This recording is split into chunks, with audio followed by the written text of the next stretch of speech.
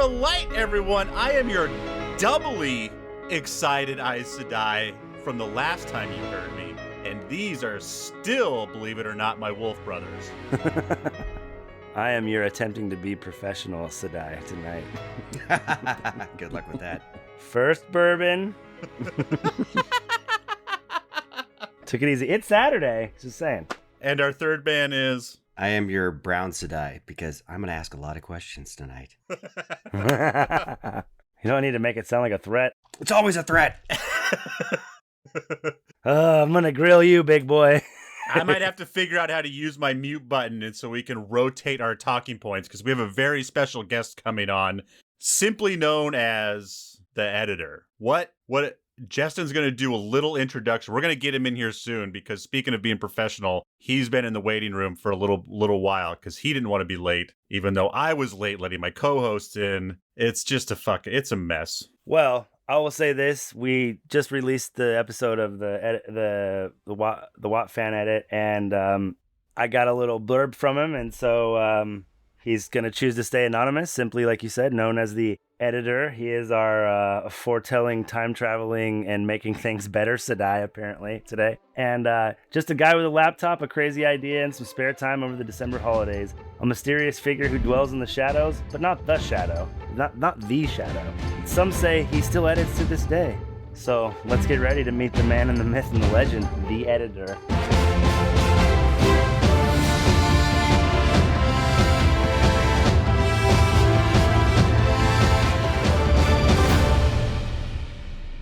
Oh, look at that. Look at that. This man is a professional. The masked Wheel of Time man. He's got us beat hands down. Hey, guys. Hello, is it Mr. Editor or Captain Editor? What's your preferred? Maybe editor. There we go. Oh! Honestly, I haven't even thought of that. Just call me editor. It's fine. How you guys doing? Thank you for having me. Thank you so much for being here. This is an exciting moment for this Wheel of Time podcast. This is an overwhelming moment for me, who's been doing lots of different podcasts for a couple years now, and to get a creator of something that we've talked about on the show is just a huge leap for the Sounds Awesome Nation. So thank you for being here. It's a pleasure, and I think you're kind of overselling it. It's honestly, it's a great pleasure for me to be on any podcast, and especially yours, since you guys have watched it, you've supported, and you've enjoyed the show. So thank you. We will be no more than the first podcast you appear on. I guarantee you that. You put out a fine product, sir. Thank you so much. I really appreciate it. So we're going to Justin just read your intro, your blurb. That's awesome. And is there anything else that you want to tell our listeners? Like I'm just gonna, like I said, you can stay as anonymous on any terms that you want. But the first dumb question I want to ask, just because, like I said, you really do put out a fine product. What's your day job? So I do actually have a day job. I'm a management consultant, so which means I help clients tell them how to run their business, I guess, if that's the if that's the prevailing definition. So I do have an actual job, and this is just something I did over weekends, and in my spare time. Did you just say you did this over a weekend? Not a weekend, over several weekends. Okay. Roughly, how many hours do you think you put into it? That was one of the things we were kind of debating. Like, what roughly, like, yeah. What do you think you? In the end, I think it took about 8 weekends of work. So Wow. Yeah, so maybe at the outside 100 hours, but I think definitely less. Oh, okay. That's what that's what Des said. He was like, probably got to be at least 100 hours of work to put this together like this. Yeah.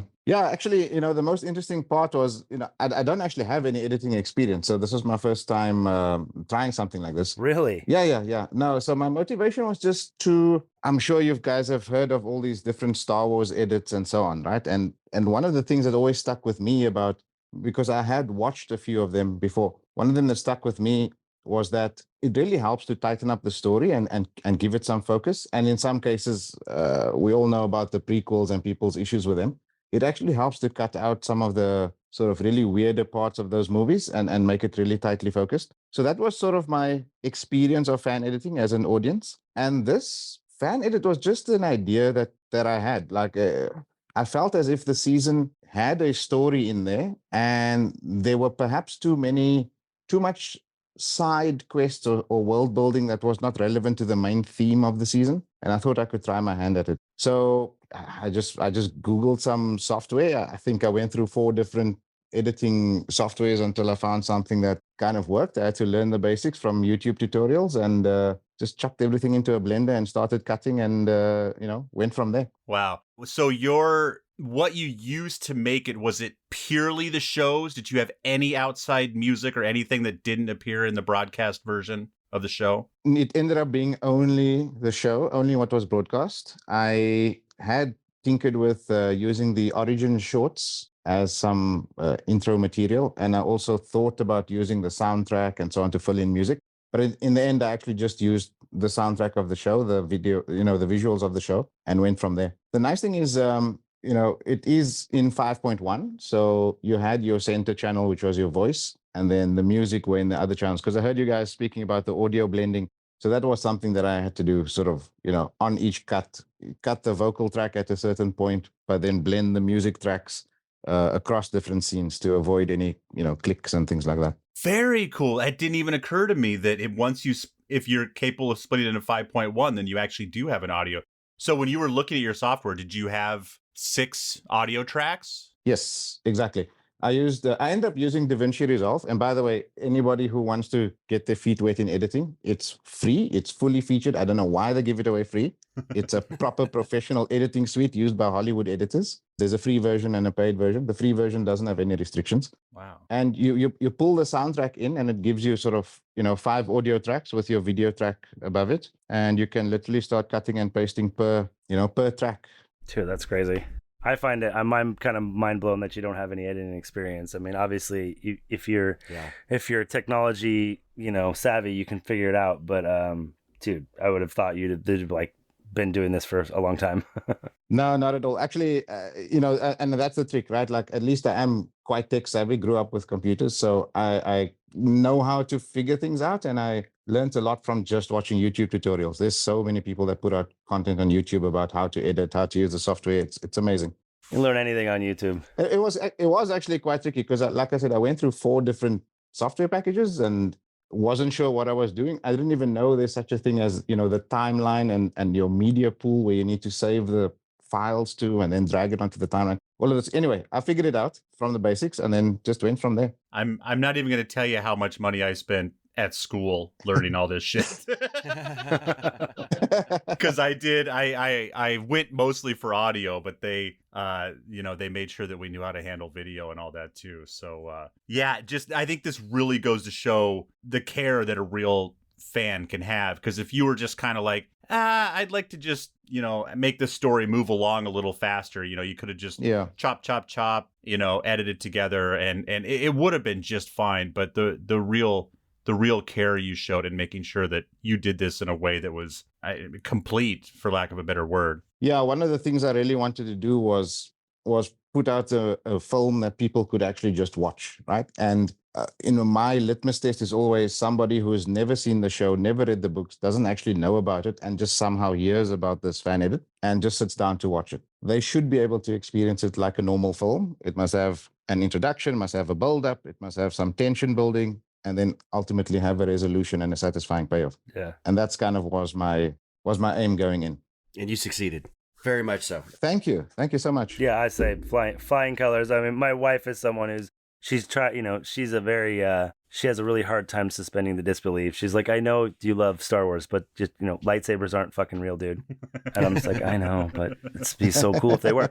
But so even she's like, she was like, this was much easier for me to follow because, it tracks better. There's a little bit too much extra stuff in the episodes, and I, as a fan, you want to drink all that up, you love it, but it's like for someone who's just trying to watch it casually, it's like I would like to get through the story and figure out what the story is. Yours is honestly much better to watch.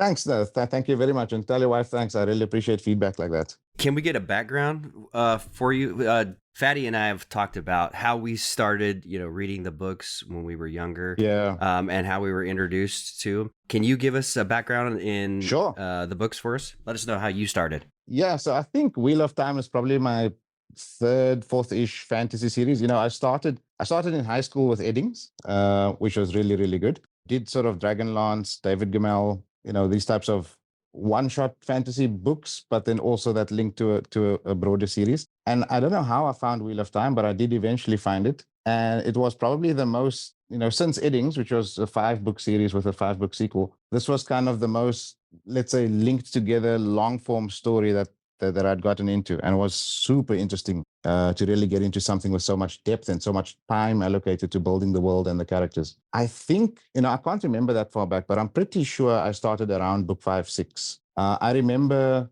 back in those days when the new book came out, you used to reread everything from book 1 again, right? With each new release. And I remember doing that. And I distinctly remember the slog being quite tough because then you started to think, okay, this is too much to reread from the start again, and I don't want to sit through this book again. Well, you get so ramped up by Dragon Reborn, and then it's just like, Exactly. I think up till Lord of Chaos, it's really, really good. Yeah. And honestly, I didn't appreciate it as much the first time around. I was younger. I wasn't really, able to absorb the story and think back and theorize and do all those things.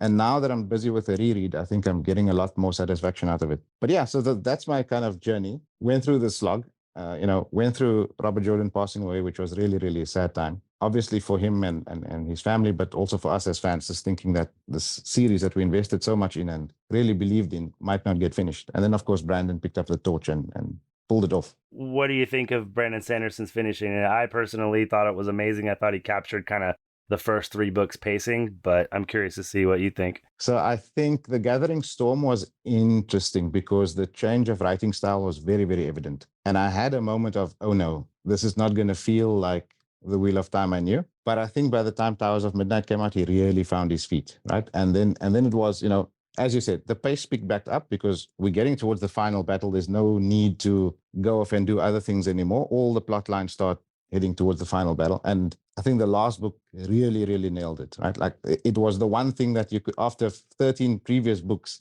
is the one thing you couldn't drop the ball on, was to really nail that final battle and the final closing of the story, which he did fantastically well. Yeah, I've read that one like 5 times, and plus I've listened to it a couple of times too. So, and honestly, huge respect to him, right? Like it must be an impossible task to take on another author's work and finish something that they built up over so long and do it in a way that sort of, look, people are always going to want to know how RJ would have ended it himself, but the way Brandon did it is very satisfactory, and you can live with that as the next best thing that could have happened. Well said. Nice. Well, and Jeremy, correct me if I'm wrong, but didn't Harriet, his wife, and he had left like copious amounts of notes of how he wanted it to finish for Brandon Sanderson? I believe you're right. He was. They're like, "You're going to finish this in a book." He's like, "I'm going to finish it in 3," and they're like, "Okay." Yeah, you can't rush a Robert Jordan story; then they'll know it's fake. Exactly.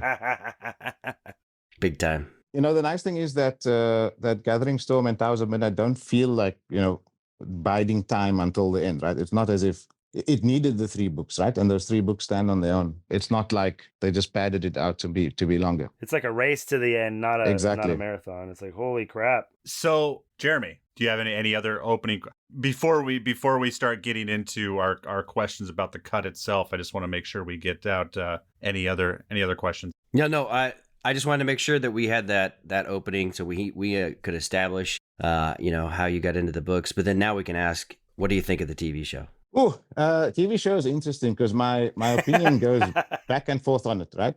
I think, let me start from the top. I think it's a 6 out of 10. Okay. Right? Which is better than average. You can sit down and watch it. It's not something you're especially going to tune in for if you're not already a fan of the material, and it has some room for improvement. I don't buy the argument that the show is a desecration of Robert Jordan and it's irredeemable, all that nonsense. Let me finish. I also No, I think there's a lot of redeeming qualities in the show.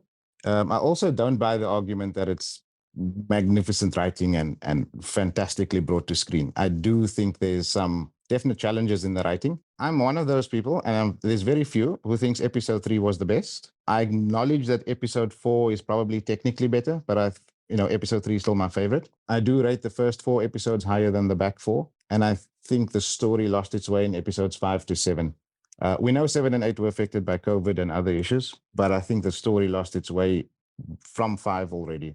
And I think COVID is the straw that broke the camel's back, but it's not the only reason why the show sort of landed softly at the end. Well said.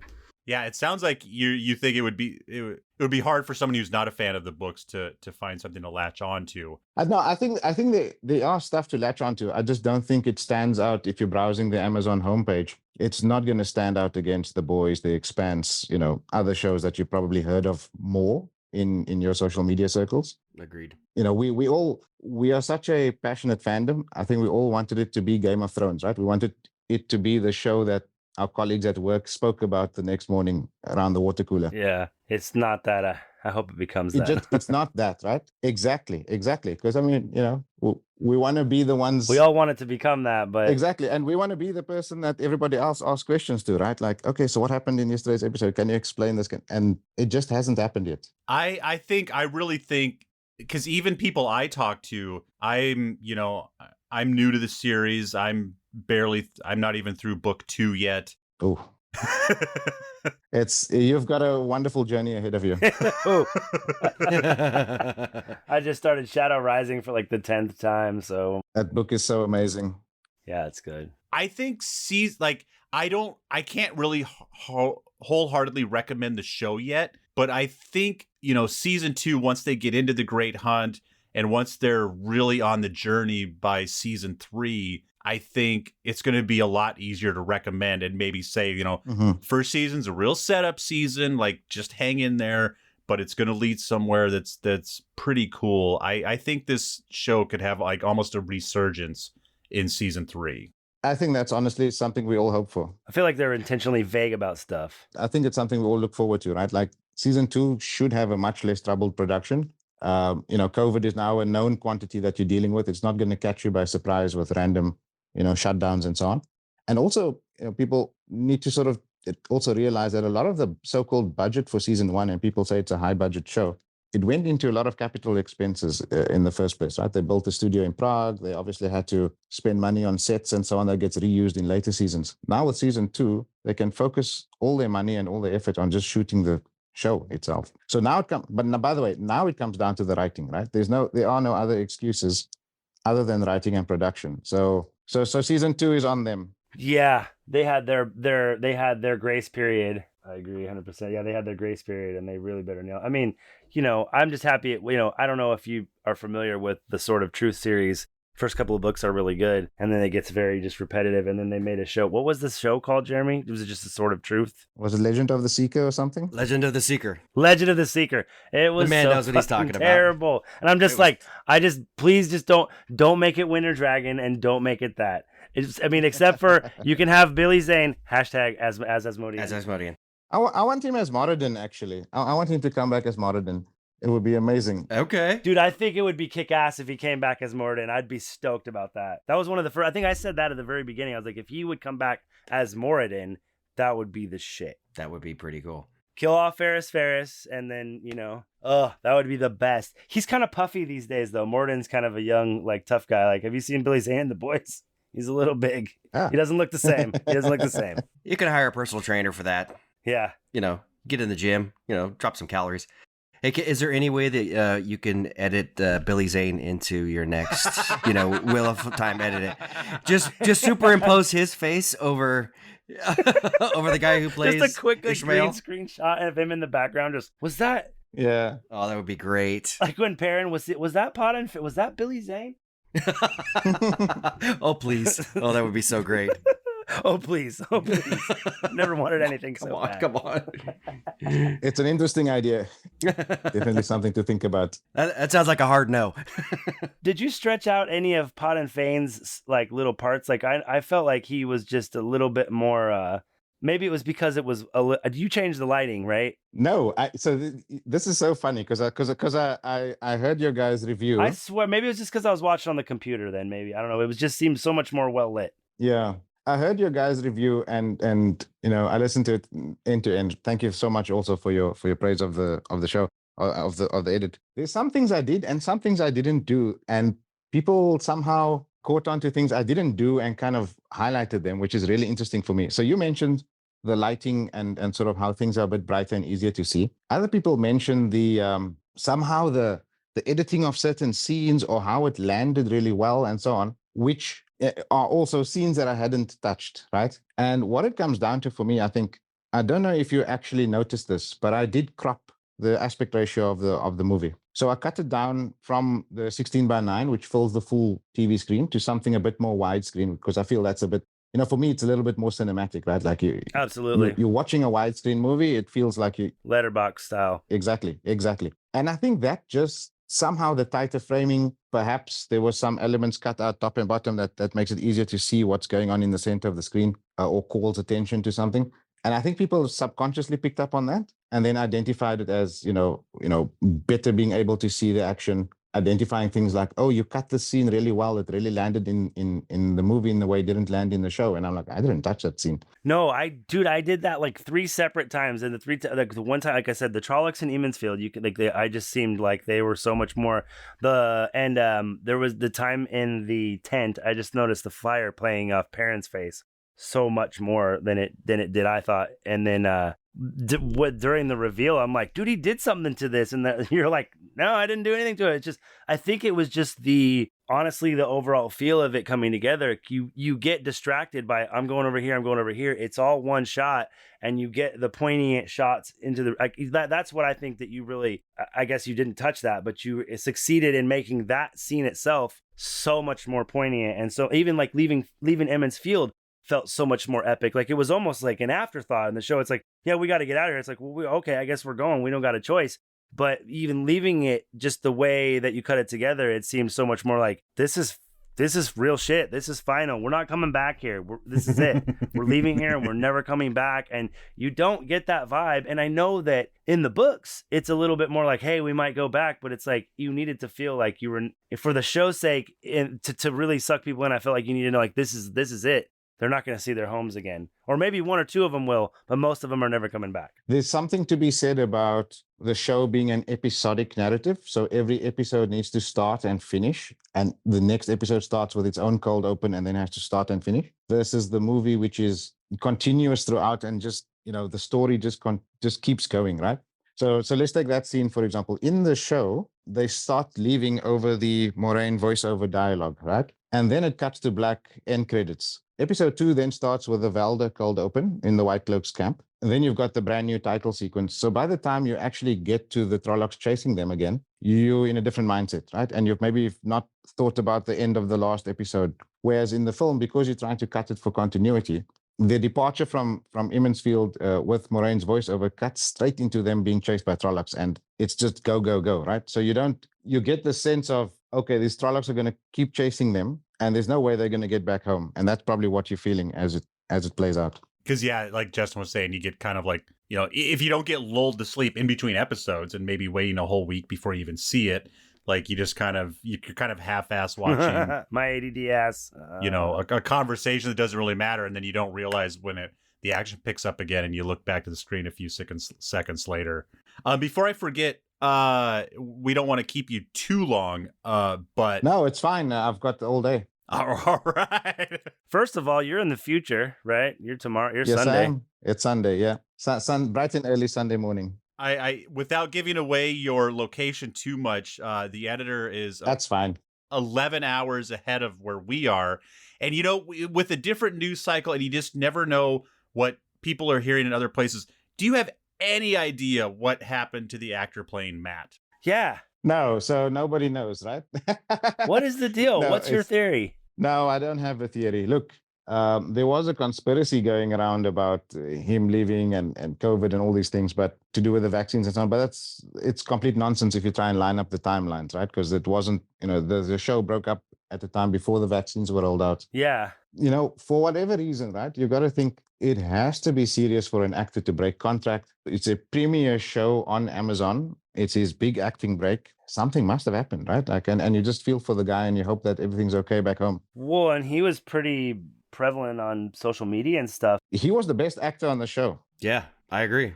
Dude, he was. I didn't like the choice for him at Matt, but after one episode I was in. I'm Yeah. super disappointed that I really hope that Donald Finn can kind of pick it up and run with it. I hope they bring him back in a believable way. Somehow, it's just like you said, it's really about the writing, right? If it's lazy writing, it's going to be frustrating. Yeah, at least they left him in Tarvalon where he needs to be in book 2. So perhaps they can pick up that story just, in a very smooth way. One of the first things I actually said about Matt, I was like, oh, you cut him stealing the bracelet. And I really love that that's one of the things that I didn't like is that they, Rand's dad and Matt's dad are like best friends. And like, there's two of the most stand up guys in the village. And so I don't love that they changed his family. Yeah, and honestly, it's not like I'm trying to change his characterization in the show because it's clear that he's poor and he's not by the means, right? Right. But he didn't need to then also steal, right? Okay, yes, he's stealing to support his sisters and so on, but it wasn't strictly necessary. The way it's cut in the show, yes, he is selling a bracelet to Padden Fane later, but you could also get the impression that he's selling the family jewelry to try and make ends meet. And that's what I wanted to leave people with. I loved it. I thought it was it's just a subtle change, but I think it changes his narrative so much that that's the kind of stuff that I loved. You see this essential good in him, right? Like he's really trying for his sisters. Absolutely. Yeah, exactly. Because he's definitely, I know they're trying to make him a kind of a more duplicitous character and emphasize the rogue factor because they have to, right? I mean, who's your favorite character? Do you have one, or is you just kind of like you have a couple different ones, or? In the books or in the show? Oh, books. I'm going to talk books probably. Let's go both. Actually, probably it's probably the same answer. I'm going to be boring. I'm going to say my favorite character is Rand, but purely because of the arc that he goes on. And I think if there's one chapter that really defines his arc, it's Veins of Gold, right? Like there's nothing else in the books that's that moment of clarity for a character than what he has. Which one? Remind me. I don't know. I don't know chapter names as much. I just know parts of books. Okay, without giving too much spoilers, Veins of Gold, Rand on Dragonmount. Okay. Questioning why, yeah. With the Chodon call, right? He's going to destroy the world. Yeah, exactly. Questioning why he's doing what he's doing, and then having his moment of catharsis and realization. It's incredible writing. Yeah, his like epiphany on Dragonmount. Yeah, no, okay. Yeah, no, that's a pretty badass one. Yeah. I like Matt's, man. Matt? Yeah, Matt's a fan favorite, honestly. Yeah, how can you not love him, man? Little scoundrel. Exactly. And especially once he sort of starts the band. Yeah. I think they, just the amount of fun those guys have and like their sheer insane prowess in battle and Matt's luck, of course, it's something cool to read. I like Talmanis. Yeah, for sure. Do you wish you had cut out, because, you wanted to show that Matt was caring for his sisters, you kind of had to leave in that his mom was not perfect? Because I hear that was made up for the show. I'm still catching up, but, you were able to cut out the fact that his dad was a womanizer out in there, but then you still had to leave that his mom was a little, not good at home. Do you wish you could have cut that out if you could have cut around it? Actually, there's a very small snip I'll make in the next iteration. And one thing you learn about fan editing, your job is never done. There's always things you want to go back and revisit. So there's a line. So he brings his mom in through the door, and that part you have to leave in, right? And she's kind of down, and he's got her wrapped in the blanket, and she's on the floor. There's a line in there where she says, "You're going to be just like your dad, damn prick like him." Mm-hmm. And I would just snip that last part out. And I'd rather be, "You're going to be just like your dad." Because in that scene, I remember it quite vividly. She's reaching out her hand to touch his face and saying something like, "You're going to be just like your dad," and cutting out the rest. It can be ambiguous, right? It could be. Yeah, leaves it open to interpretation. Because he's caring, he brought her in. Maybe she was sick. Maybe she wasn't drunk. It can be ambiguous. And then it could be sort of like, you're going to grow up to be someone who's caring and so on. And you just leave it sort of ambiguous. Nice. So that's what I'll do in the next cut. Wow. One small edit like that, and it just changes the entire meaning. It really does. Exactly. Well, and I feel like some of the stuff, obviously it's very obvious that you're a book fan, like just watching the fan edit, because the things that really stayed I just feel like if you were just trying to like keep it like, you titled it Eye of the World, and it really felt like Eye of the World. So this is interesting. I very explicitly did not set out to make it closer to the books, right? Because I think you're going to hamstring yourself if you try to make the show into something it isn't. Yeah, makes sense. As I mentioned at the start, what I really wanted to do was to create a film that has a proper narrative start, a proper build up, a proper sort of theme throughout, and then resolution and payoff at the end. The fact that the things that I cut out were things that were superfluous to the book, or the things that I kept in were things that are mainly from the books, is sort of coincidental to actually just telling the story, right? Because if you work from the end, Rand's going to confront the Dark One at the eye, right? And he's going to be revealed as the Dragon Reborn. So if you take those two things and you work backwards to where you need to start from and what you can cut out to focus the story on that through line, you end up with what I ended up with. And it so happens to parallel the books, but that wasn't my intention. So one of the things I did notice, and you can correct me if I'm wrong, at least in the beginning, you seemed that you were focusing more on Rand. Was that intentional, or was just the way the story was going to take you? A combination of both, because I didn't like the mystery box aspect of the season, right? Not because I didn't like the concept. I thought the concept was fine. I think the execution let it down, because let's put it like this: the show wants to have a whodunit Agatha Christie type mystery, right? Like, who's the killer? Who's the dragon? But it doesn't follow the genre norms of that type of writing, where you need to lay clues down that the audience can actually track, and then your big reveal is somehow a natural conclusion of all the clues you dropped, so that when you rewatch the show, it's obvious in hindsight. The problem with the way they did it was they have the mystery, but the clues that they drop tend to be a lot of red herrings, and the reveal of the dragon is all contained in episode 7. There are no hints along the way. There's no channeling. It's all masked, hidden from us, and so on. And then when you rewatch the show, there aren't any contextual clues that say, aha, it was obvious in hindsight, it was Rand. It isn't obvious. It's completely not obvious. The most obvious candidate is Nynaeve, right? With a raging sun moment, right? There is no other character that has a more, let's say, dragonish moment than Nynaeve does, both there and in the ways. So in trying to streamline that mystery, you start to remove red herrings. So you remove the line where Logain says like a raging sun in the cave, right? Although you keep the scene. You start to remove some conversations between Moraine and Lan about other candidates, because these are all red herrings. You remove Egwene's line in episode 6 when she's talking to Moraine while Perrin's in the sick bed being healed by the Yellows, where she just blatantly asks, is he the dragon? You cut things like that out. As a result, yes, the story ends up focusing on Rand because he's the obvious dragon candidate. And it's kind of obvious from the cold open, as it should be, I think. And then you're left with, okay, there's the story that's central, right? There's this conflict between the dragon and the Dark One that's going to resolve itself. And we're waiting for the dragon to realize and acknowledge their identity and accept their fate almost in the story. And that's what the film is about, accepting your fate to go off and challenge the Dark One at the end. Very good. Hey, Jeremy. Yeah. Do you know who likes mystery boxes? Who likes mystery boxes? J.J. Abrams loves mystery boxes. Oh. That is absolutely true. He does write them well, though. He absolutely writes them well, and except that he doesn't conclude them, right? Like, Don't get Jeremy started about Star Wars, dude. No, but he writes the mystery box really well, right? Like, he does. In The Force Awakens, there are fantastic setups for mystery boxes, right? Luke's lightsaber, that's a story for another time, yeah? the flashes that Rey gets when she touches the lightsaber and things like that, who is this guy, this Kylo Ren, and how is he able to stop a blaster bolt using the Force type of thing?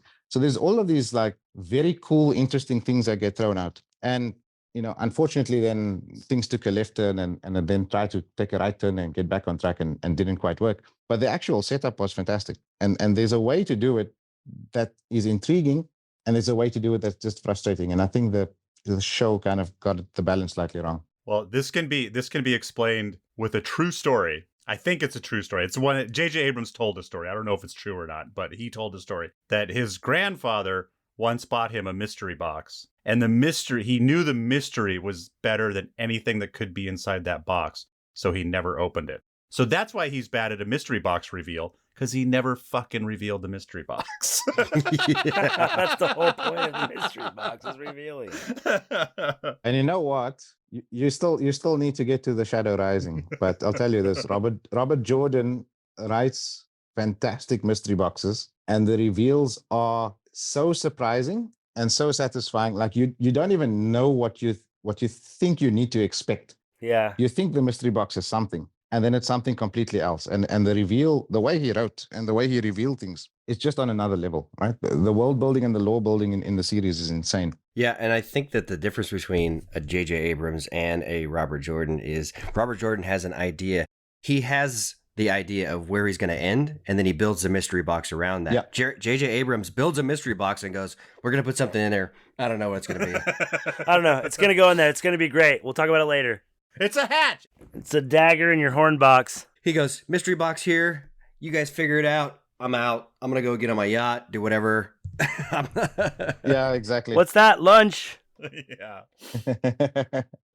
Yeah. Now I was just going to say, Star Wars is too big of a franchise to do that with, right? Like you need to know where you're ending up if you're going to do that. Yeah, to start 7, 8, and 9 without at least a blueprint is everyone dropped the ball on that one. Well, and I didn't know about this little website, whatever the fire. I don't know, is it Fire Merc? Is that what it is? But I'm gonna go watch some of those Star Wars cuts.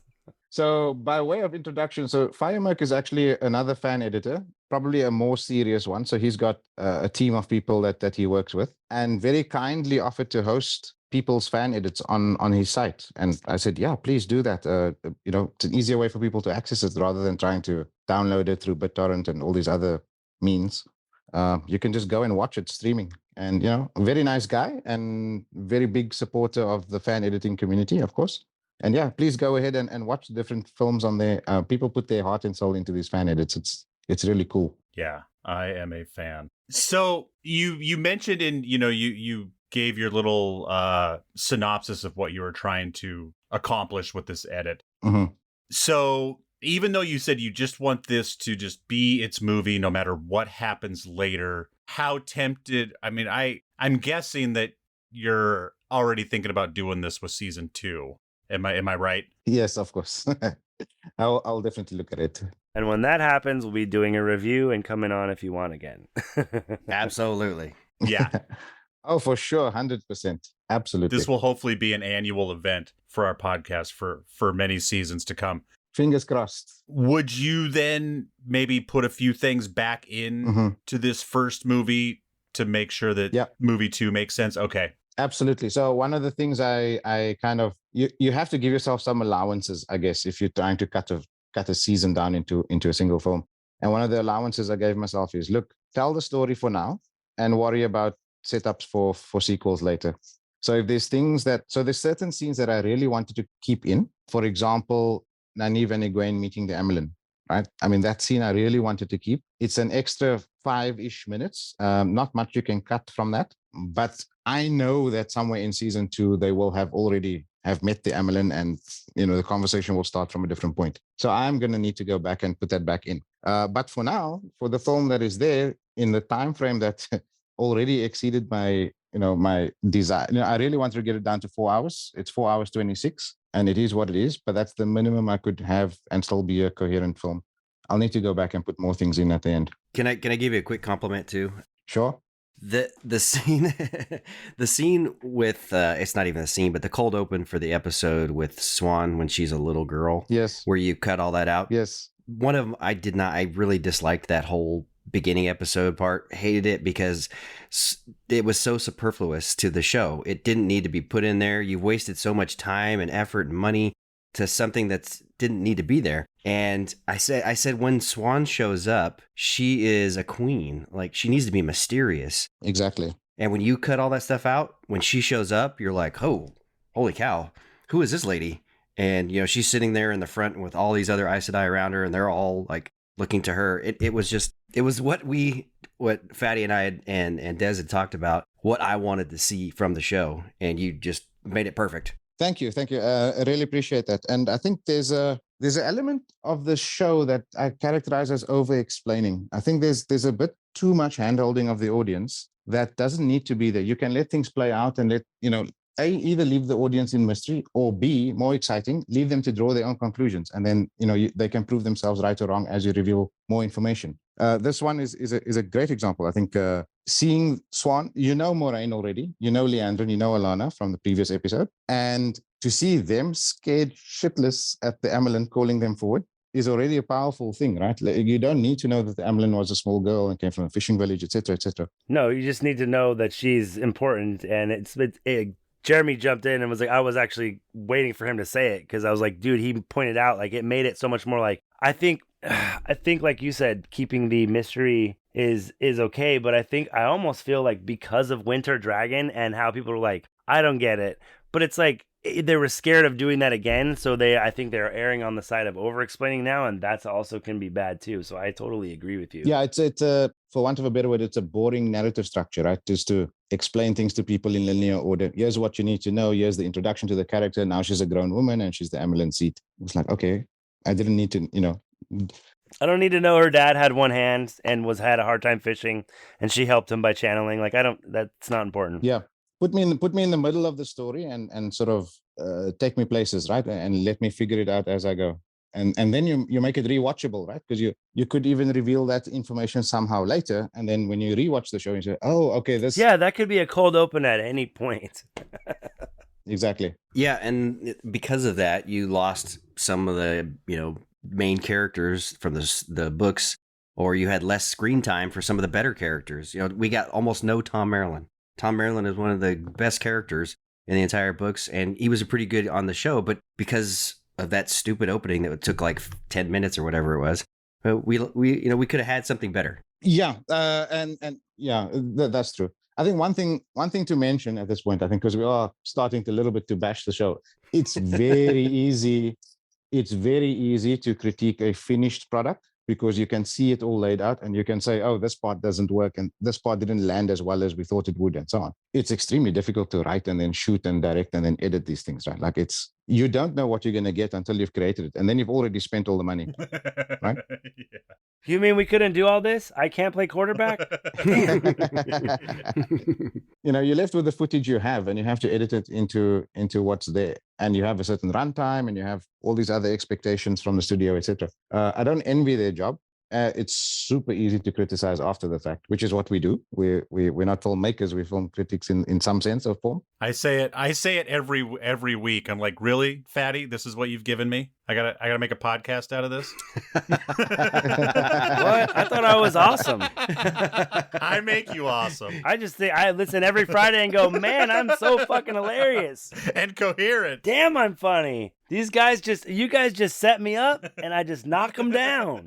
Next, what did you? And editing audio is much easier than video. Like I said, I do have some experience. So I know what it's like when you're just watching something or listening to something over and over again going, do I need it? Do I not need it? Can I cut this down? Like what scenes still haunt you at night that you had to watch 1,000 times to figure out how to cut around it or finally cut it out, or shit, maybe I should go back and put that back in? Good question. So not a scene and nothing that gives me nightmares per se. But let me just quickly explain the editing process that I went through.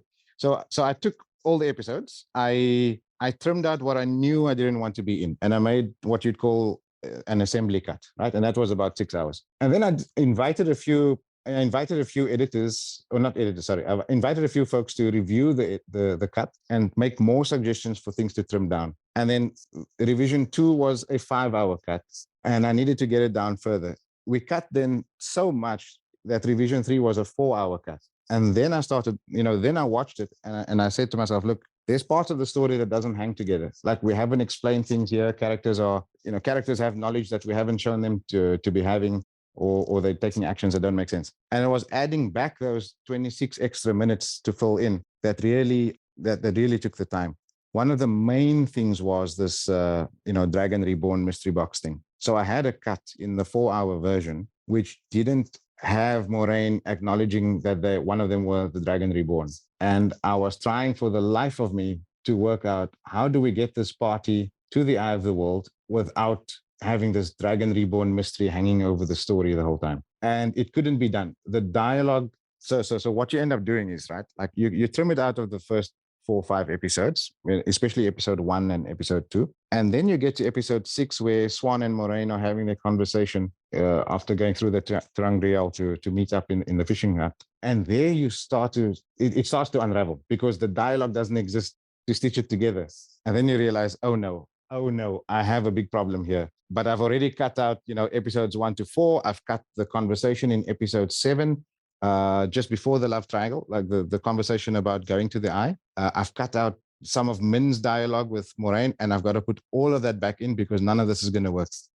We need to put the dragon mystery back in, but we can de-emphasize. And that took a hang of a long time because cutting footage is fine. You make a cut, the timeline, it shoves the right side of the cut against the left side of the cut, and you blend a little bit of audio. Sort of putting things back in is time consuming. You need to literally on your timeline need to move the scene up a few minutes to give yourself a blank space in the timeline. So you need to extend your video and your audio again, and then you need to retrim it and stitch it all back together. So I had to do that in lots of places. That for me but it was worth it in the end, because I think without entirely cutting out the Dragon Reborn identity mystery thing, we landed on a balance where it's in the show, but it's not the purpose of the show, right? It's there. Like the dragon it's more a case of the dragon needs to self-actualize and accept their fate rather than we need to figure out who the dragon is. Yeah, it's more about the dragon's journey, not who the dragon is. It's more like who the dragon is, like as a person, and who he becomes. The journey. We talk about how he's like, I killed the dark one. It's over. It's like, oh, Rand, that's so cute. You have so much more to go through, and it's fucking heartbreaking. Yeah. I have 2 questions, actually. That brings up 2 questions in my mind. Sure. Did you move anything else majorly besides the cold open with Tigraine? It's 2-parter, but then I saw the thing you did on Twitter with the deep fake Moraine voice. Yeah. Are you doing that so you can possibly add dialogue sometimes? Or are you just playing around with it? Or I'll come back to that one. Let me answer the first one. So besides the cold open from 7 being used all the way at the start, almost everything else is in linear order, right? There is no chopping and changing of scenes except in one case. So there's a part in episode 5 where Loyal, Nynaeve and Leandrin are talking in the corridor in the White Tower. Leandrin sends her off to the gardens, and the immediate next scene is Loyal coming into Rand and Matt's room saying, I've been to the gardens. Here's this woman with the braid you were talking about. And Nynaeve steps in. And in the series, it was quite jarring that there's no time elapsed in between. So what I did there was I moved some of the later dialogue between Moraine and Alana into that gap. And I think some Perrin and Egwene in the White Camp capture into that gap. And then I put the Loyal Rand thing behind that. So it gave an illusion of elapsed time, and that kind of fixed up that edit. But other than that, everything was in linear order. I am thinking of, for, as I say, you keep tweaking. I do want to move a few things around, and I need to check if it works. In the battle with the Trolloc army at the end, one of the great we know that thing was affected by COVID and so on and so forth, and it didn't really land properly, impactfully on the screen. One of my main issues with that scene is that, and people talk about the power scaling problem, they killed that Trolloc army, and here's what most people get wrong. They say they killed the Trolloc army and they killed 3 channelers in doing so. But if you actually watch the scene, only one of them dies before the Trollocs get killed. And Melissa and the other gray-haired lady die afterwards. The Trollocs are all dead. yeah, Amelisa kills them. Yep. She gets addicted to the one power. She overdraws and kills them. And then you think to yourself, hang on, they could kill 10,000 Trollocs for the sacrifice of one really, really weak, untrained channeler? That doesn't make sense. So I do want to attempt, and it'll be difficult, I want to attempt to recut it in such a way that all 3 of them die in calling down that lightning on the Trollocs. And then you kind of, okay, fine. They sacrificed 3 channelers to kill these people, and they drained Egwene and Nynaeve quite a lot. It still doesn't fix the power scaling problem, but it probably lands a bit better. So that's some non-linear order. Oh God, I'm so glad you cut the fish flopping and the Nynaeve resurrection thing. Oh God, just thank you. I just like it was because not only did we not get what Rand was doing at the end of the Eye of the World in any shape or form, that's what we got. I was just like, poopies. Yeah, exactly. And they really oversold the Nynaeve burnt out look, right? And yeah, she came back way too easy from no eyes. Sort of, it's really weird to understand what's happening in that scene. It starts with Nynaeve absorbing Egwene's damage while linked in the circle. Right. So that Egwene doesn't burn out. And then that's just not an ability. That just doesn't exist. Yeah, that's not something that happens at all in the books. No. And it's not the fact that it's in the show and not in the books that's the problem. It's the fact that it's a just-in-time mechanic to write yourself out of a problem, right? I know. I try to say it was okay when we were talking about it. I'm like, it's fine. Yeah. No, but just from a screenwriting point of view, right? Like you haven't established earlier in the season that is a magical mechanic that's possible. So you haven't created any setup for it, because then it would have paid off. That would have been actually a good way to have done it. But now you're just introducing a solution in the same scene as you introduce a problem. That's it's bad screenwriting, and it doesn't land well with an audience. And then of course Egwene resurrecting Nynaeve it is what it is. But easy to cut out. Why wouldn't you just flip those? Because anybody who knows even a hint about the show knows that Nynaeve is the healer. Why wouldn't you just flip exactly it? Everybody knows Egwene can't really heal that much. She does a little, but not very much at all. It's just like, Doi, what yeah, that's what's funny? I love everything so much. I had no disagreements. The more I've been hanging out with this other asshole, the one out in the middle, he's like making me a skeptic. I'm like, I was sitting here thinking about something. I was pissed off the other day, just not even like podcast. I wasn't even thinking about the podcast or nothing. I was just kind of like, I think I was watching the recut, and I started thinking about something, and I had to like rewind 20 minutes because I was like, yeah, that doesn't make any sense. That makes me mad. What the hell? Why would they even do that? But they could have just flipped it. I think that might have even been it. I'm just like, all they had to do was just flip their spots in the line. That's it. Exactly. I'm like, oh. Nynaeve healing Egwene from near death would have been such a payoff to the cave scene, right? Like it's okay, she's the healer, she could do it. Dude, yeah, the cave scene, the ways, yeah. And she's the strongest in 1,000 years. She's the only one that can bring someone back who is so close to death. Easy fix. They even say that, back in the Age of Legends, that, channelers could fan a spark of life back to, back then. And you're like, oh, you set it up, but you set it up with the wrong person. Apparently Egwene can too, because you can have your eyes completely burned out, and then she's like, they're back. Bring your eyes back. Jesus. Oh, I have a question for you, brother. Oh, sorry. No, you're sorry. The second part of your question that I forgot about the deepfake thing. Oh, yeah. Forgot about it already. Yeah, the deepfake voice with Moraine. Because it was pretty good. I thought it was pretty believable, man. If you had just a short clip, I think it would work. Yeah, it needs a bit of, let's say, fine-tuning to get the rough edges of a mechanical or robotic sounding voice. It sounds a little robotic still, but... So basically so there's a whole community around deepfake things, right? People who work on these AI models and so on. I'm not one of them, but, I just got in touch with some guy through the fan editing forums and things like that. And basically what we set out to do was just to create a deepfake voice model based on the audiobooks, because she read The Eye of the World. So there's 30 hours of really clean, very, very... I really like that cut, by the way. I don't know if you've listened to it at all, other than the editing part. It's good. She does a good job. I need to listen. I'm not a big audiobook person, but definitely will give it a listen at some point. But yeah, so you have 30 hours of very clean audio in a studio, right? So there's no noise, no nothing. So you have a very clean data set, and then this guy just set to work and fed it into the model. And, it still needs some work. Like I said, we need to take off the rough edges. But yeah, what I was trying to do is to somehow fix the Matt departure at the Waygate in episode 6. They had a really good way to do it, and they chose not to, which is strange for me. She heals Matt in the sick bed, and all they needed to do was to say, look, he needs to stay here. He's not yet fully out of the woods. He needs to stay here to recover, and then go to the Waygate without him. And the show is in exactly the same place as before. They didn't do that. So there's two places you could do it. You could either try and insert a line of dialogue on the balcony when she's talking to Rand after the fact, or you can do it at the Waygate where she just tells, Matt to stay behind to and return to Tarvalon to keep getting healed and so on. So I'm playing around with that and trying to see if it can work. It'll be a tough insert. I'm trying to make it that it feels natural, but they were in a tough place anyway. So I'll try and see what can be done.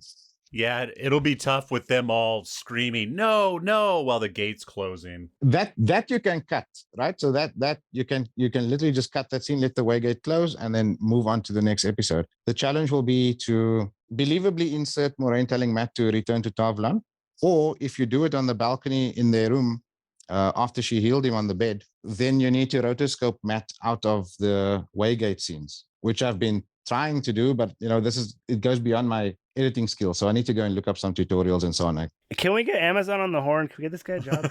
Get him on Come the on, show. get this guy a job. He needs to be in the writer's room to just negate all the dumb shit that No, it's difficult, man. Like it's easy to criticize at the end because you see the whole product laid out in front of you. It's difficult when you're in the writer's room writing the stuff. You don't know how it's going to look on the screen, right? It sounds good on the page. Oh man, that's not to be a negative on anybody else. That's just meant to be complimentary to you. Thanks. No, I do appreciate it, but no, I'm not going to be. I'm not qualified. Let's put it like that. And you're not taking the pay cut. Yeah, exactly. Yeah. So when you perfect your deep fake skills, how many sheep herders are you going to insert into this first movie? All the sheep herders. I'll have to work something in. Something in for sure. Lan has to say it eventually. So, He better. You can bring all those back and dub them in. Yeah, let's hope for season 2, right? Because they showed the shot of Land training. So I hope he gets a chance to train Rand. Definitely. I know. I hope they get that part. That's one of the things I really want to see in season 2 is Rand and Rand and Lance some alone time.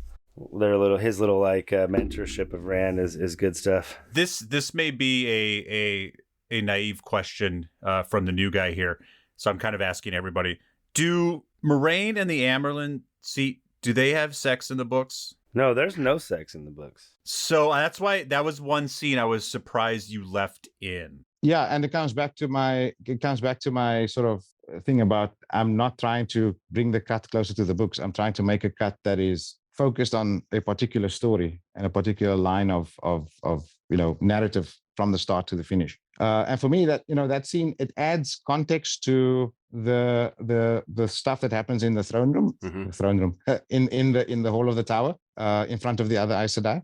So it's important context to know that they are in cahoots and they have a relationship and they're working together, right? Absolutely. It's something that they've taken, there is a prequel novel, New Spring, which you shouldn't read until you get... Oh, okay. Yeah. Yeah, because they have a relationship, but they talk about how when they finally got raised, they got raised around the same time that Guitar Moroso had the foretelling. So, and I was just listening, I think Shadow Rising, they talk about how they walked away from each other, basically, when they became sisters. And so Moraine went out hunting, and then, Suan went on to become the Emerald seat, so. Perfect. So, I've tried to maintain some kind of, I've just lost everything. I haven't maintained anything because I can't remember. Just try to get through our questions and not totally overwhelm you. But I am now just, I just want to officially open the floodgates to especially Jeremy and Fatty, who have been fans, since forever, like you. So we're I just wanted to warn you, we're going to open the floodgates here for a few minutes. No, bring it on. So one of the questions I was going to ask you too is, why'd you cut the baby? Where's my baby? This was an instant. Wait a second. What baby? The baby! Yeah, exactly. There was the scene where they're talking. It's Luce Theron when it was the coals open with Luce Theron. You remember that one? Ah, yes. Okay. What baby?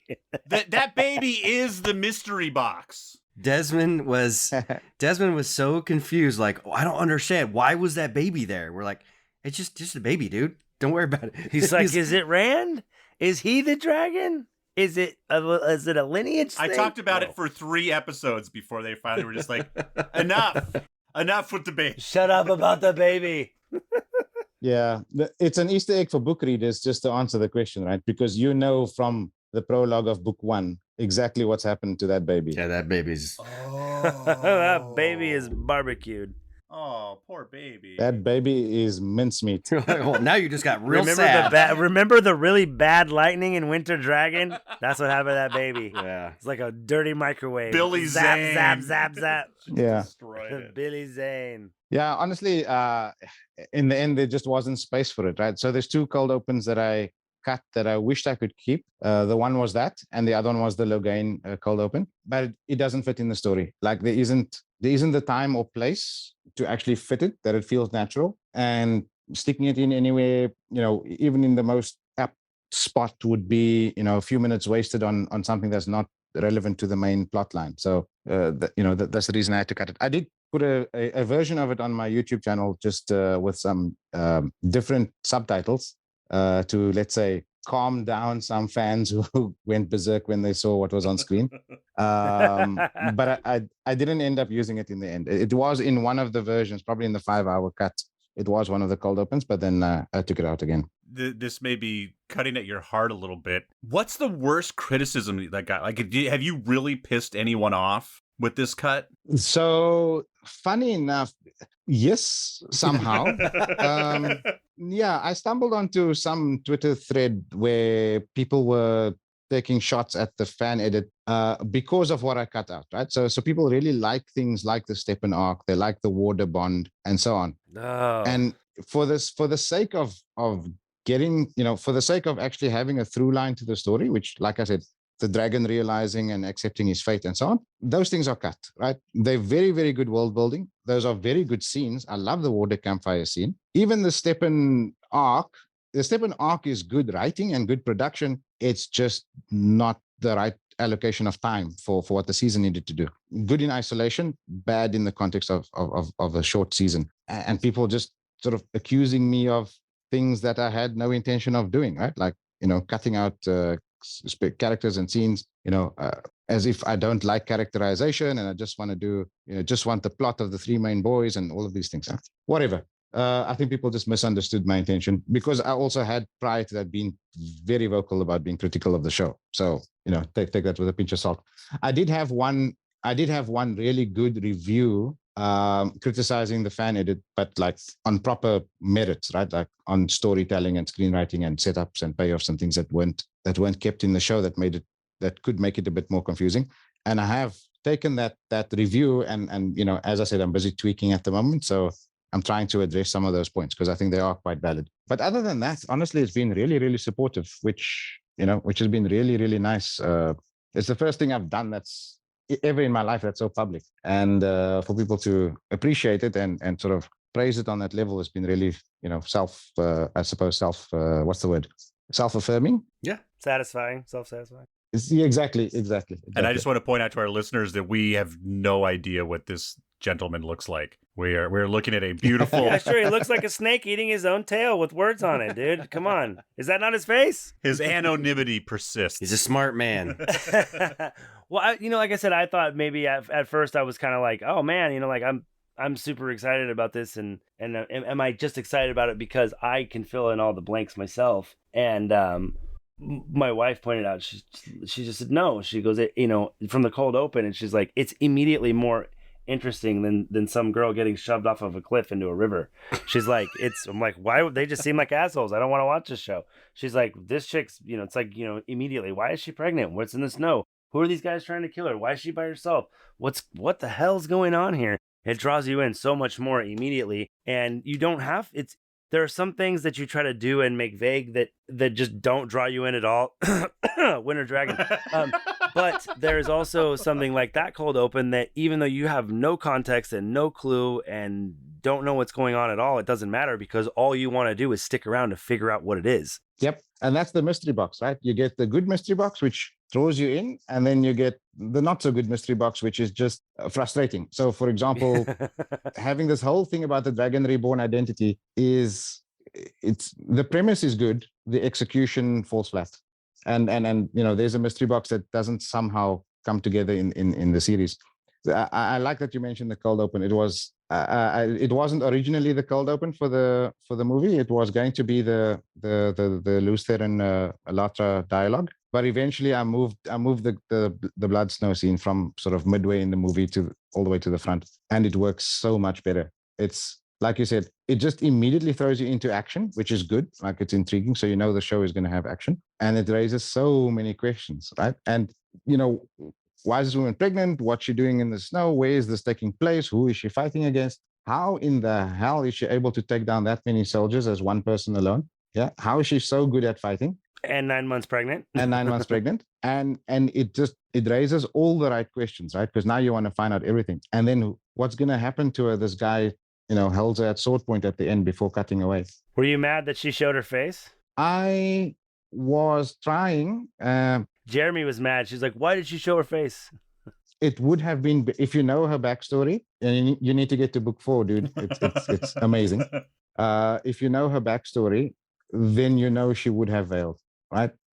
Yeah. Let's just leave it there, right? Like, of all the people who would not kill without veiling, she would hold on to that more than anything else, just to prove herself, right? Oh my god, that's awesome.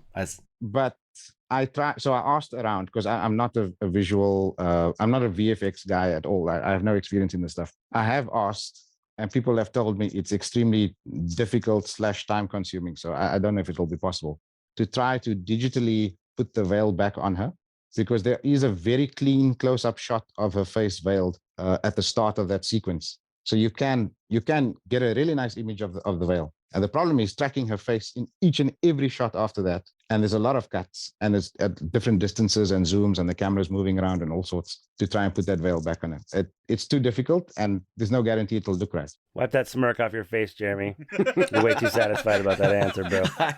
You were like pulling everything you said right out of my brain. That is exactly what I said. No, that's exactly what he said. He was so mad we were talking about it. He's like, I hate it. I just did it a lot less eloquently. I was like, it's TV, man. They have to give you some background on who she is for when they reveal her. No, she's an IO. She would never uncover her face. You could have given background to her with her trying to pull her veil up as they're attacking or not killing people because she hasn't had the veil up. Like, fighting, bang, bang, bang. Oh, shoot, tries to pull her veil up. And then, you could have done it that way. Yeah, exactly. And honestly, it would have dovetailed so nicely with Tom's explanation to Matt at the ailment in the cage just outside Breen Spring. Yeah, absolutely. When he talks about how, when their veil is up, then you're as good as dead. And we just saw it in the cold open, right? Yeah, he's like, this man wasn't a threat. Exactly. It's one of the things I'd really like to do. I'd pay someone to do it if I think it could be done cheaply or quickly. But still, I'll keep plugging away and finding someone, trying to find someone to volunteer it and take it from there. You can't right all their wrongs. It's not, you're great. You're just not a miracle worker. Wow. Honestly, that's high praise. Thank you very much. But I think, if you look at the stuff that the Star Wars fandom are able to do, like there's people who have done VFX on lightsabers, on Darth Vader, on stormtroopers, on Palpatine. People, there's dude, you said you're going to look at that website, right? And watch some other fan edits and fan films and so on. Oh yeah, I've signed in, man. I'm going to do it. Definitely. If you go down the Star Wars rabbit hole, I think you can spend days and weeks there. People have inserted their own things into Star Wars films. There's a fan created, the Obi-Wan Vader fight from A New Hope, right? I saw this. Yeah, I've seen that. There's a fan, and you know how it's like, and that's just people. That's just actors in costumes, right?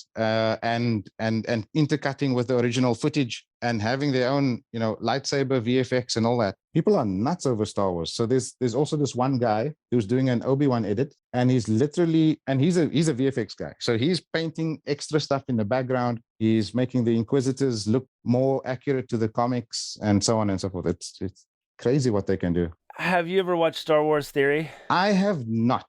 On YouTube, he has made, I think he might be on the second part, it might be done. He's made a Vader movie, and it's pretty good.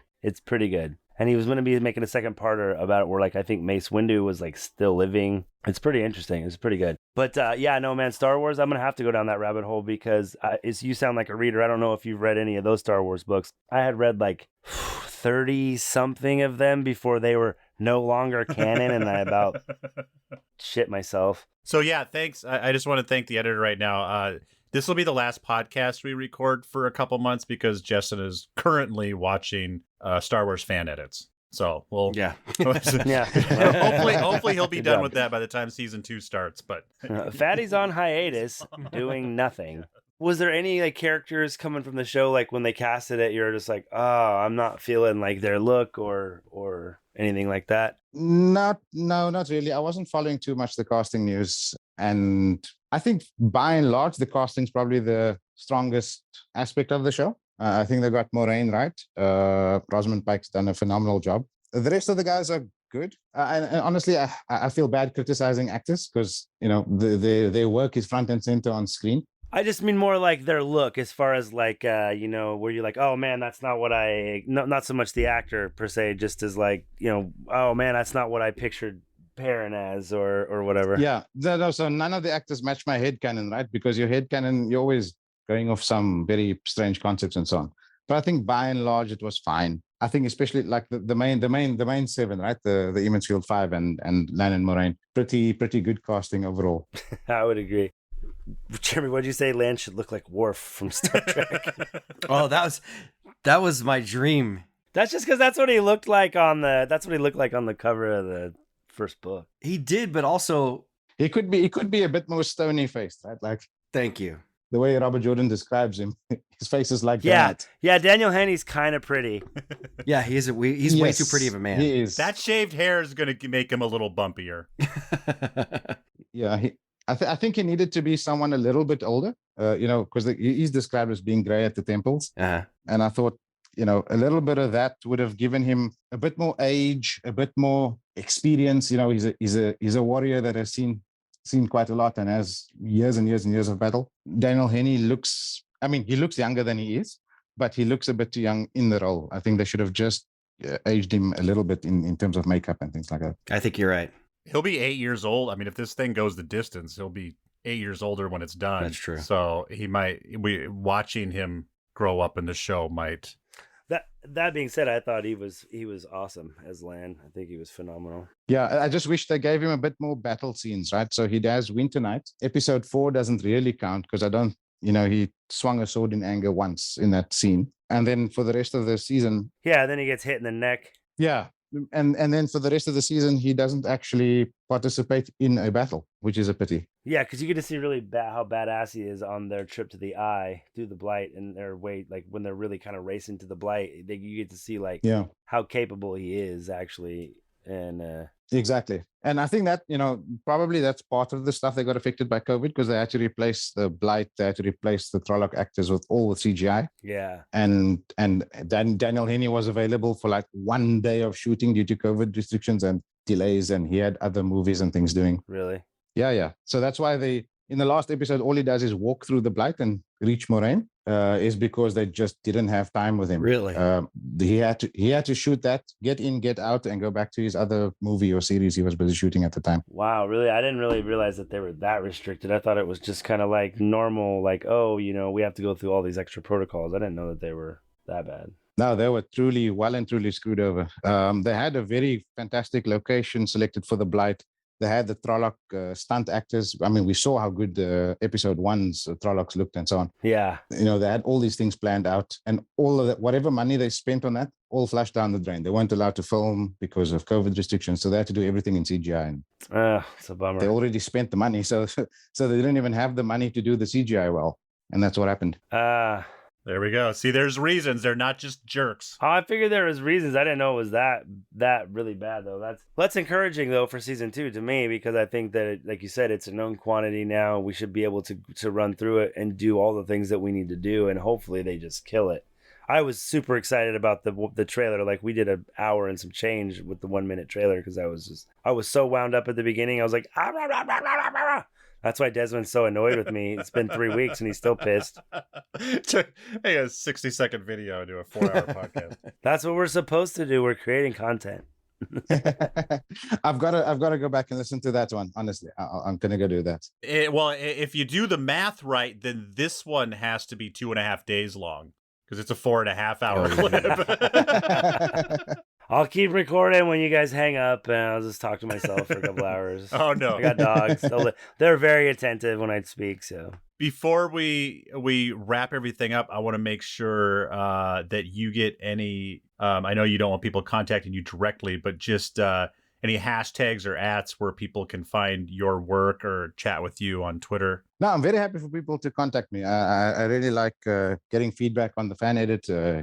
Listening to people's reviews, even if it's negative feedback. I think I can use that in the next iteration. And obviously, anything people have to say, I really like to hear it. So I am WoT Fan Edit, WoT Fan Edit, all one word, on almost all the social media. So at WoT Fan Edit on Twitter.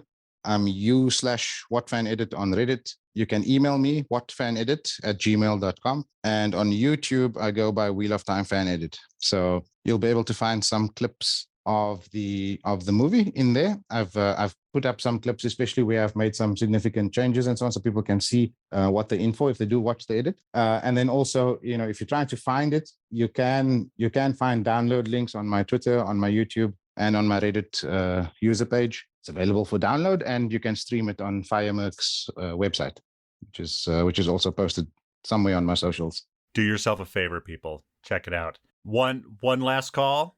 Jeremy, Fatty. Well, no, I just wanted to reiterate, if you want to watch something before the new season starts, and maybe even if you want to just compare and contrast, please watch this edit. It is great, and it cuts out a lot of the fat.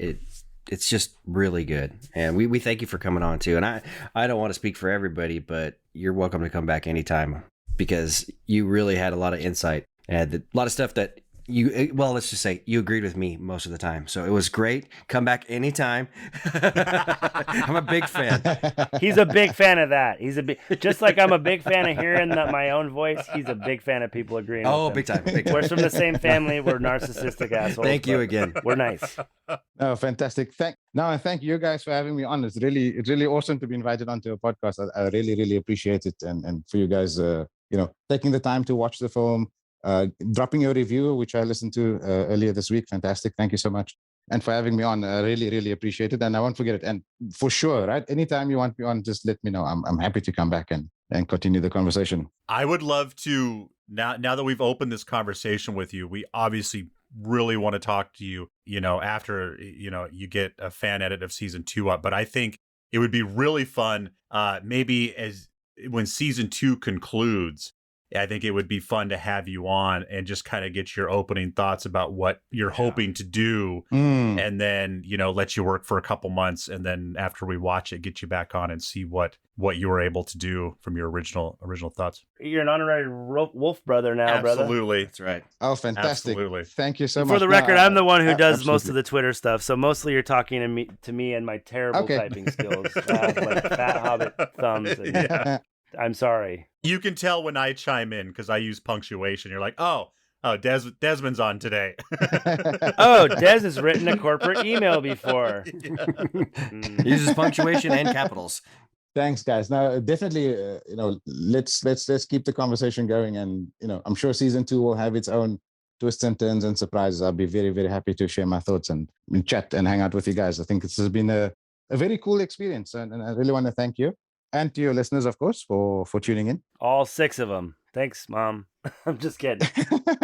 Maybe one last couple of thoughts from my side. I think I just want to encourage people, right? If they have a property that they're passionate about and they feel that, there's some creative outlet that they need to really express how they feel, I think fan editing is a kind of a really cool thing to get into. Most fan editors are people like me, just, have a laptop, have some spare time. You don't have to be a professional. Just pick up the software and just start tinkering around. It's very sort of therapeutic and a good sort of creative way to get your ideas out there. And I think it's open for everyone. It's not this sort of closely guarded secret. And I encourage people to really get into it. It's really fun once you start, and you learn a lot of things, and people are always super helpful and so on. So I would encourage everyone to do that. And lastly, I just want to thank my wife for putting up with me for the past, I don't know how many months and weeks while I was doing the edit. Patience of a saint, sacrificing our weekends and so on, so that I could be sitting behind the PC the whole time. So thank you so much. Let's take a moment and give it up for all of our wives who put up with us. Yes. I was just going to say the same thing. I would like to thank my wife for being supportive of this and just trying not to roll her eyes when I'm like, and then she's like, I get it. You like it. It's awesome. I love you. It's awesome, but I don't. Yes, I'd like to thank my wife for just putting up with me for everything. I mean, literally everything. Oh, you're not that bad. Shucks. We're at least we're all cute. Yeah. Thank you all for listening to our podcast. Check us out on Twitter. We are Wolf Brothers @ParsedAilman. That is Wolf Brothers @ParsedAilman. I'm going to keep it short and sweet and just say that I am your deep fake Vader. Yes! May you always find water and shade. And I hate sand because it gets in everything. Hashtag Billy Zane as Darth Maul. No. Deep faked. More Deep deep faked fake. him. Happy watching. Awesome. Welcome to the pack, brother. Yeah. Thank you so much. Thank you. Everyone have a great night, Fatty and Jeremy, and have a great day, editor. It's the sun's Thank up, you. the coffee's flowing. You got the day ahead of us. Jeremy Slippy, love you guys. Editor, nice to meet you, man. Thanks for coming on, brother. I appreciate you. Likewise. Thank you very much. Thank you, everyone. Appreciate it. I am not average, I am not ordinary, I am a masterpiece, you know I do it for me. I am not perfect, no that's imaginary, but I'm a masterpiece, you know I do it for me. And all my colors and paints, all my lines and my shapes, every move that I make, I am not basic, it's self-explanatory. I am a masterpiece, you know I do it for me. Just the way I like it, yeah. Great. Just looking super unprofessional. Mixed and edited by Desmond McNeese for We Mixed It, LLC. Go to whatsoundsawesome.com. Yes, somehow.